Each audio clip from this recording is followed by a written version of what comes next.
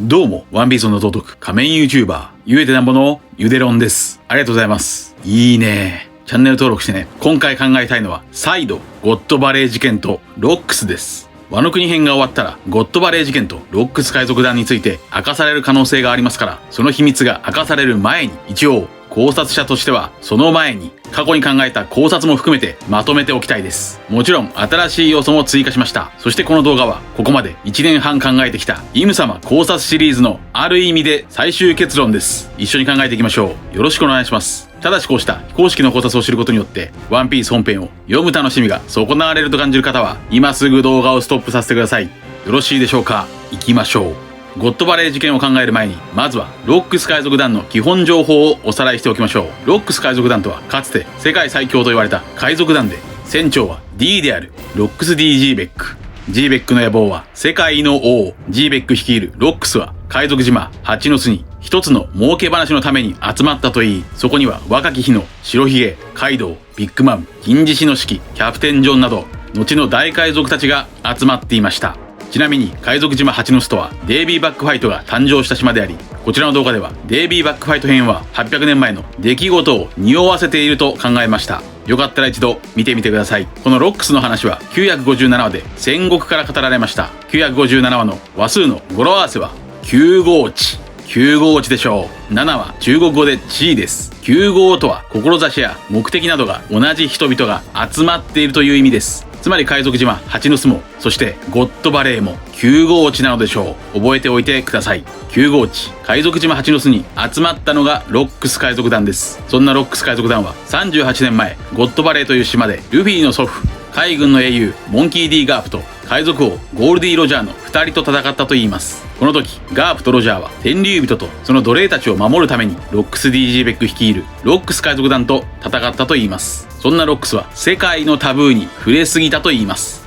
そしてゴッドバレーという島はその後消えたといいます。ここまでが現在明かされているロックスに関する基本情報です。謎だらけのロックスとゴッドバレーですが、考察のヒントは以前も考えたようにロックスの語呂合わせです。ロックスの語呂合わせはロックス。694は最も危険な男、4は中国語で数です。694話はパンクハザードのクライマックス回でタイトルの最も危険な男とはドフラミンゴを表していますが、これはおそらくロックス D ジーベックのことも指しているのでしょう。なぜならこのパンクハザードは見事にゴッドバレー事件と表裏一体で描かれているからです。以前も考えましたが、パンクハザードとゴッドバレーの表裏一体の関係もおさらいしておきましょう。パンクハザードではルフィとロー2人の D が手を組んでいましたが、ゴッドバレーでもガープとロジャー2人の D が手を組んでいました。つまりパンクハザードとゴッドバレーどちらも2人の D が手を組んだ話になっています。パンクハザードでは2人の D ルフィとローが竜神である桃之助と奴隷だった子供たちを助けました。さらに金右衛門も助けています。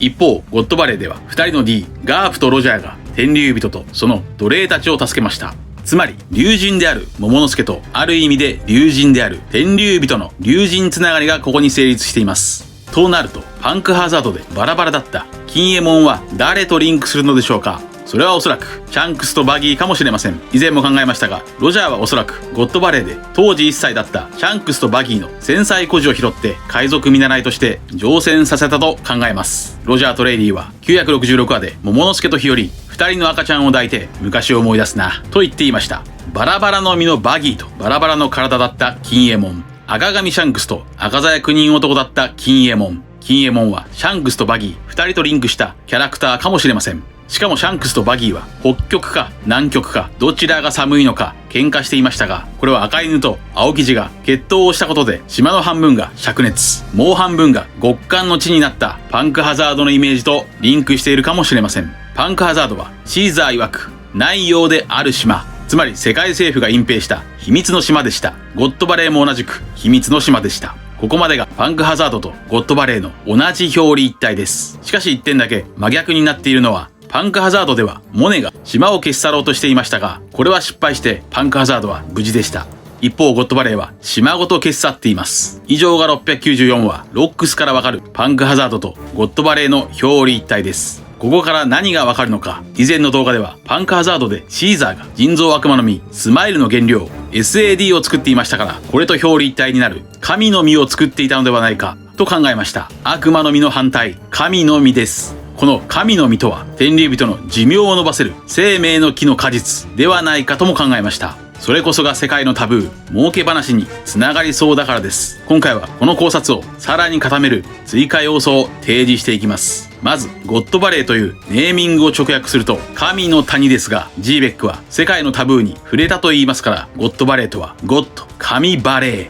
神の秘密がバレた島ではないでしょうか。それこそが天竜人の寿命を伸ばす腎臓、神の実でしょうか。このヒントは不老手術が可能なオペオペの実を入手したことがバレたドレークの父親バレルズかもしれません。バレルズとゴッドバレー、オペオペの実が神の実のイメージ。つまりオペオペの実を狙って儲け話に失敗したバレルズと腎臓、神の実を狙って儲け話に失敗したジーベックです。儲け話のゴッドバレーと儲け話のバレルズ、さらにもう一人オペオペの実を狙っていたのは元天竜人ドフラミンゴです。ドフラミンゴは天竜人に戻りたいというコンプレックスを持つ男でした。なぜドフラミンゴはオペオペの実の不老手術を狙っていたのでしょうか。それは天竜人と対等になりたかったのではないでしょうか。つまり1年半前から考えているように天竜人は不老、金も権力も武力も手にしている世界の頂点天竜人に残されている人間の欲望とはもう不老しかないでしょ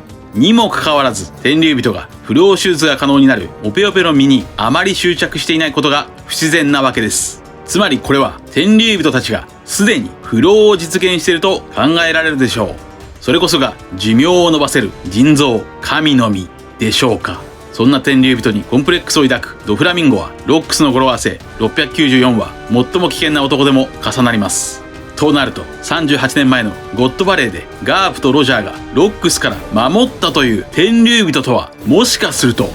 ドン・キホーテ、ホーミング星、ドフラミンゴの父親の可能性。つまりホーミング星はゴッドバレー事件で例えば寿命を伸ばす腎臓、神の実の存在を知り、自分たち天竜人が神ではなくただの人間であることを悟った。だからホーミング星は38年前の事件から5年後33年前に聖地マリージョアで人間宣言をしたと。となると38年前の9号地区ゴッドバレーにドフラミンゴもいた。ドフラミンゴは現在41歳ですから当時の年齢は3歳。その弟コラソンこと1歳のロシナンテもいた。天竜人ドン・キホーテ一族は38年前ゴッドバレーでガープとロジャーにロックスから命を守ってもらった。このかすかな可能性が正しいのならそれは魚人島に伏線がありそうです。魚人島ではナンパした天竜人同じくドン・キホーテ一族であるドン・キホーテ・ミョスガルド星が乙姫に命を守ってもらっていました。その後ミョスガルド星はホーミング星のように人のあるべき姿を悟って目覚めています。そして乙姫は金魚の人魚、つまりゴールドフィッシュです。ゴールドロジャーに守ってもらい目が覚めたドン・キホーテ・ホーミング星とゴールドフィッシュに守ってもらい目が覚めたドン・キホーテ・ミョスガルド星、ゴールドつながりが一応成立しています。まとめましょう。38年前のゴッドバレーが語られた957話の語呂合わせは志や目的が同じ人々が集まる9号地だと考えました。その9号地であるゴッドバレーにはガープ、ロジャー、レイリー、ジーベック、白ひげ、シキ、カイドウ、ビッグマム、キャプテンジョン、ギンプ、オーチョクだけでなく、さらに天竜人、ホーミング星、ドフラミンゴ、ロシナンテ、そしてシャンクス、バギー、すべての4校、名のある海賊たちがそこにいた。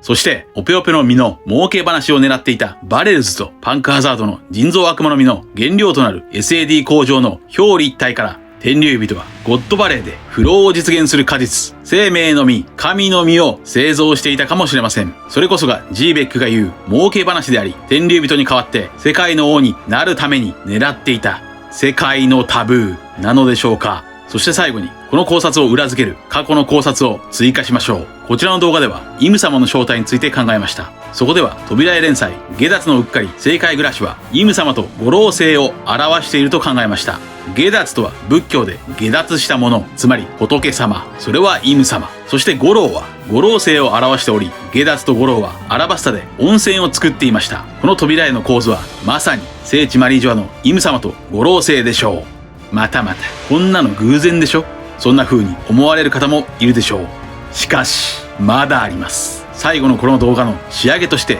ぶっ込みたいのは1年半かけてこれまで考えてきた17本のイム様の考察シリーズと全てがつながる、たどり着く世界のタブー、それは